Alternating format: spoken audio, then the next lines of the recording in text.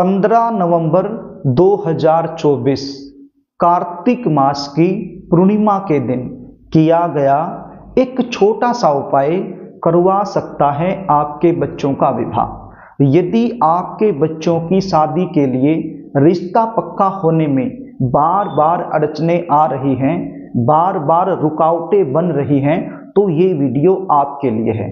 आज मैं आपको इस वीडियो के माध्यम से कार्तिक मास की पूर्णिमा के दिन किए जाने वाला जल्दी शादी होने का एक ऐसा सरल एवं चमत्कारी उपाय बताने वाला हूं जो मेरा आजमाया हुआ है।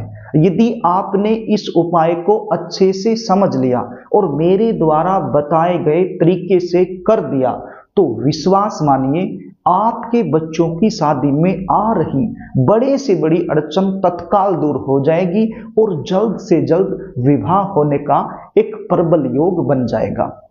प्रिय दर्शकों, ये उपाय यदि बच्चे खुद करना चाहें तो खुद भी कर सकते हैं, और यदि खुद नहीं कर पाते हैं तो ऐसी सिचुएशन में माता पिता अपने बच्चों के शीघ्र विवाह के लिए ये उपाय जरूर करें।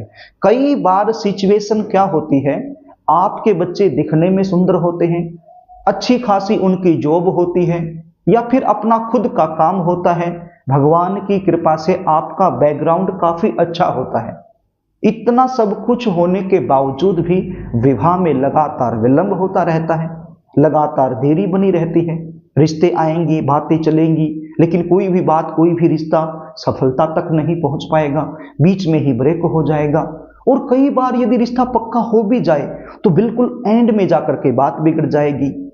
देखने वाले आएंगे, देखकर चले जाएंगे, किसी भी प्रकार का पॉजिटिव रिप्लाई आपको सामने से मिल नहीं पाएगा। आप इंतजार करते रहोगे, एक बार तो आपको ऐसा लगेगा कि सारी बातें पक्की हो गई हैं, रिश्ता फाइनल हो जाएगा, लेकिन आप देखोगे कि सामने से आपको पॉजिटिव रिप्लाई मिल ही नहीं पाएगा। आप इंतजार करते रहोगे।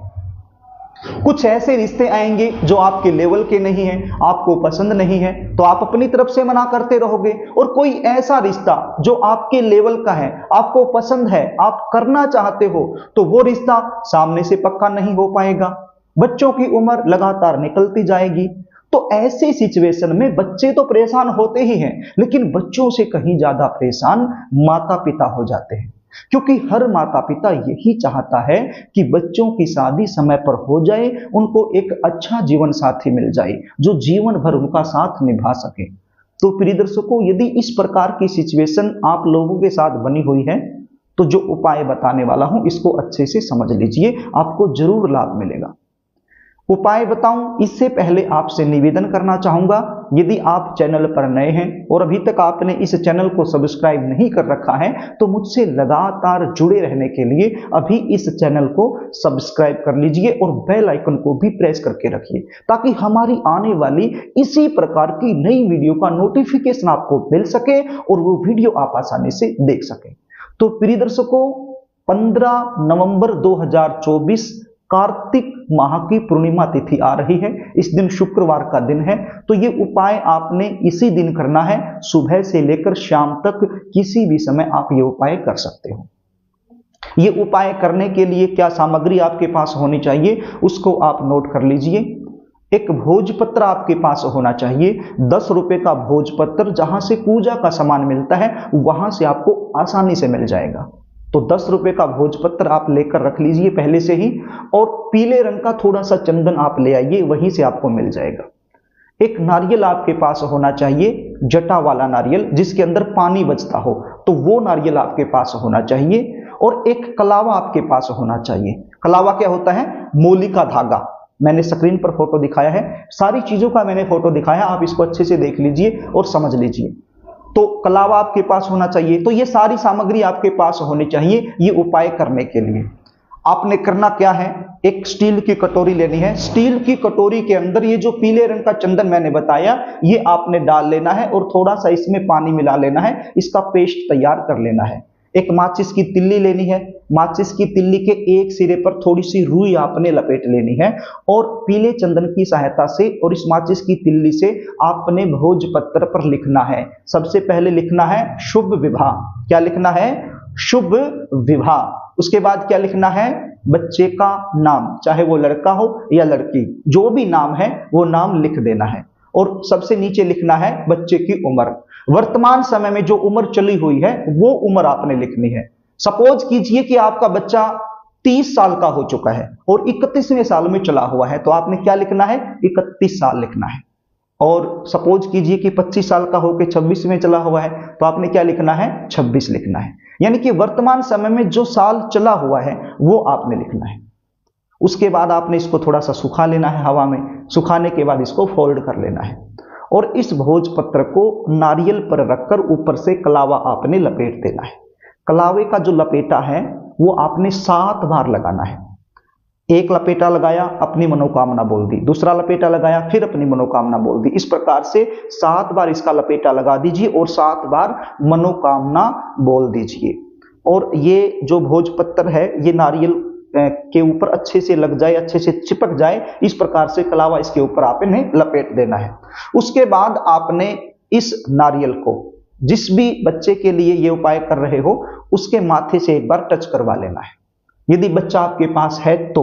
और यदि बच्चा आपके पास नहीं भी है तो कोई दिक्कत नहीं है, चिंता करने की आवश्यकता नहीं है, केवल उसका नाम ले लीजिए और उसका गोत्र बोल दीजिए।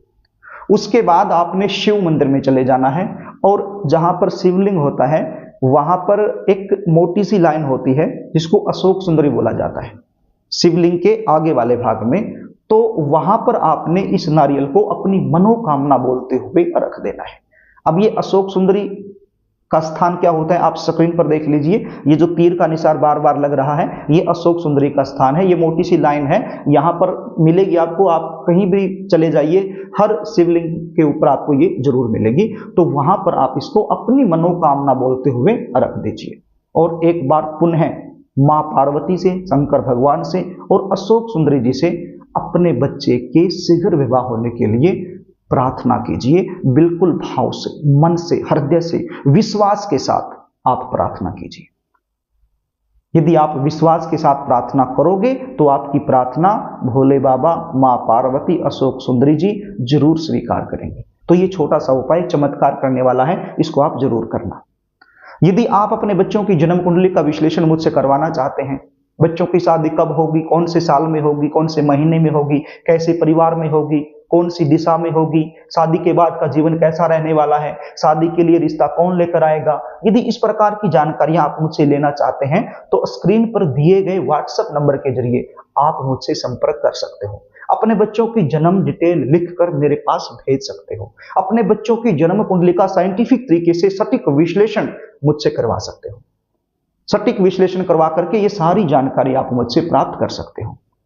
जन्म कुंडली विश्लेषण की हमारी फीस होती है, वो फीस आपको पे करनी होती है, उसके बाद संपूर्ण जानकारी आपको दे दी जाती है। तो प्रिय दर्शकों, यदि कार्यक्रम आपको अच्छा लगे तो इस वीडियो को लाइक जरूर करना, इसको शेयर भी कर देना ताकि ये किसी जरूरतमंद के पास पहुंच जाए और आप पुण्य के भागीदार बन जाएं। और एक बार फिर आपसे निवेदन करना चाहूंगा, यदि आपने चैनल को सब्सक्राइब नहीं किया है तो मुझसे लगातार जुड़े रहने के लिए चैनल को सब्सक्राइब जरूर कर लेना। आज के लिए बस इतना ही, आगे फिर मिलेंगे, तब तक के लिए नमस्कार।